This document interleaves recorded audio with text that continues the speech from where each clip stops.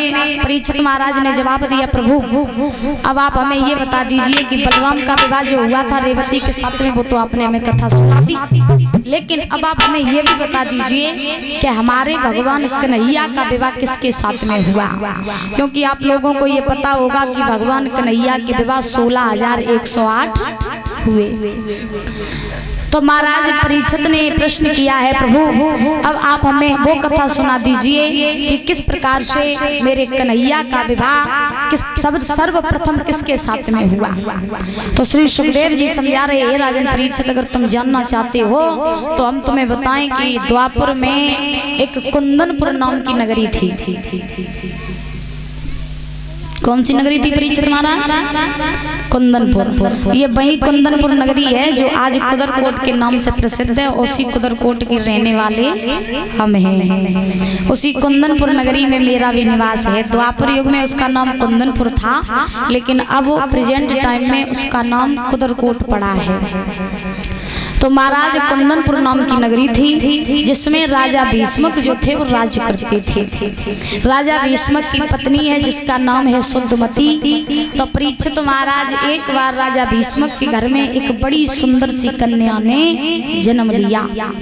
जब कन्या ने जन्म लिया तो महाराज वो कोई साधारण कन्या नहीं थी, प्रमाण ये मिला कि वो साक्षात लक्ष्मी थी।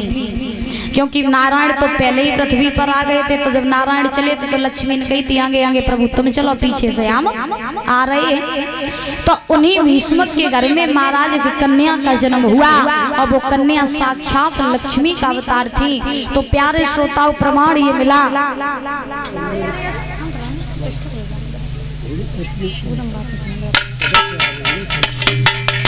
महाराज प्रमाण मिला है कि जब भीष्मक के घर में एक कन्या का जन्म हुआ तो सबसे पहले परीक्षित महाराज भीष्मक के घर में 5 बालक थे और 5 पुत्रों के बाद में इस कन्या का जन्म हुआ था। तो जब कन्या का जन्म हुआ महाराज बड़ी खुशी मनाई गई है। राजा भीष्मक ने बहुत खुशी मनाई, बहुत सारा धन दान करवाया। क्यों? क्योंकि उनके घर में लक्ष्मी आई है। ध्यान रखना माताओं, पहले के राजा महाराजाओं के घर में जब कन्या जन्म लेती थी तो लोग ये कहते थे मेरे घर में लक्ष्मी आई है। और खैर अभी भी कहते हैं लोग, अगर घर में लड़की का जन्म हो जाए तो लोग कहते हैं मेरे घर में कन्या आई है। लेकिन महाराज कन्या तभी तक नहीं की लगा जब तक घर में एक है, और एक के बाद दही हो जाए तो जल लगा देने फांसी पर टांग दो है। बताओ सही बात है या नहीं? क्योंकि आज के जमाने में महाराज कलयुग की ये सच्चाई है कि आज के जमाने में लड़कों को मांगने वाले सब हैं, लेकिन लड़कियों को मानने वाला कोई नहीं है। ध्यान रखना। लेकिन एक भी बात हमारी हम आपको बताते चले, क्योंकि महाराज बताया जाता है कि लड़की होना गलत नहीं है। बुजुर्गों विचार करना कि लड़की होना गलत नहीं है, लेकिन हाँ आज का समाज देख करके और आज की जो पीढ़ी जो जनरेशन चल रही है वो लड़की और लड़के आपस में प्रेम कर लेते हैं, करने के बाद में माता पिता के वर्षों का प्रेम ठुकरा करके चले जाते हैं। इसीलिए कहा जाता है कि आजकल के माता पिता इसलिए डरते रहते हैं कि आज की जो जनरेशन चल रही है कि हमारी लड़की कोई गलत कदम ना उठा ले, इसकी वजह से माता पिता डरते रहते हैं। हमारी बहनाएं भी बैठी हुई हैं, तो सबसे मेरी हाथ जोड़ के केवल एक ही विनती है कि अगर आप लोग इन 7 दिन में कथा सुनने के लिए पंडाल में आई हो तो बहनाओ हाथ जोड़ के विनती है कि जीवन में कभी भी ऐसा कदम मत उठाना जिससे आपके माता पिता को आप बोझ लगने लगो। कोई भी ऐसा गलत कदम मत उठाना जो आपके कारण से आपके माता पिता का सर झुकना पड़े।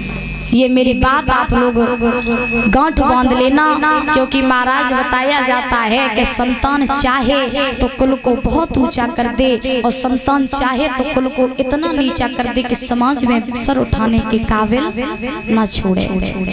लेकिन ये भी बात हमारी सत्य है कि लड़की होना गलत नहीं है। अगर आप अपने घर से बच्चों के अंदर अच्छे संस्कार डालोगे तो आपकी संतान वो कभी बिगड़ेगी नहीं। जब आप घर घर में ही अपना अच्छा माहौल नहीं बना करके रखोगे तो बताओ संतान कहाँ तक नहीं बिगड़ेगी बुजुर्गों। इसीलिए चाहे लड़की हो चाहे लड़का हो, हमेशा ऐसे चलना चाहिए, हमेशा अपने कदमों को बड़े संभाल करके रखना चाहिए। क्योंकि आजकल की जो जनरेशन चल रही है वो महाराज कुछ ज्यादा ही डाउन है। आजकल की जनरेशन कुछ ज्यादा डाउन चल रही है। आजकल के बच्चे जो होते हैं, नौजवान पीढ़ी आपस में प्रेम कर लेते हैं, माता पिता के बरसों का प्रेम ठुकरा करके चले जाते हैं। लेकिन ध्यान रखना, जो अपनी माता पिता का नहीं हो सकता वो जीवन में किसी का भी नहीं हो सकता। बोलिए गोविंद भगवान की। आइए ताली बजा करके सभी लोग बड़े भाव से प्रभु नाम का संकीर्तन बोलेंगे। उसके बाद में बड़ा सुंदर प्रसंग श्रवण करेंगे।